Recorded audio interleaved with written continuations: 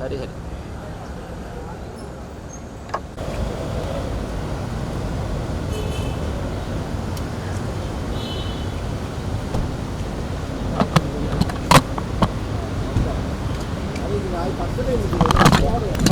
ඔබතුමා අද එන්න හිතුවේයි.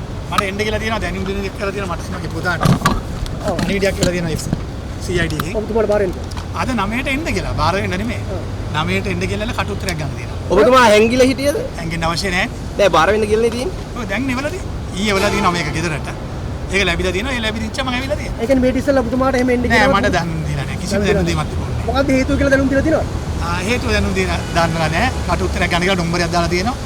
ඒ සඳහා තමයි ආවේ. පෙන්ෂන් එකක් නැති කරන්න ගැසට් එකක් දාලා තියෙනවා. ඒ වයිද කමන්නේ. ඒ වයිද ඒක ප්‍රශ්නයක් නෙමෙයිනේ. ඒවා ප්‍රශ්න මහින්ද මහත්මයා ගෙදර ආපු එක මේ පෙන්ෂන් නැති කරපුවම මොකද වෙන්නේ?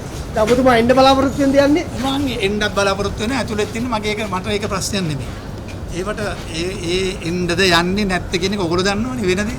මේ රටේ වෙන දේවල් මොනවද කියලා. හොඳට දන්නවා. ඔබතුමා කියන්නේ අපි ජනතාවට කියන බය නැතුව එන්න අපි ජනතාව වෙනින් පෙනී හිටිනවා. අපි බය කරන්න හම්බෙන්නේ නැහැ මේ ප්‍රශ්න කරලා. ඔබතුමාගෙන් පරිගන්නේ විශේෂ දේ මොකද්ද අපි හැමදාම හැම අවුරුදු සැරේ මගෙන් පලි ගන්නවා.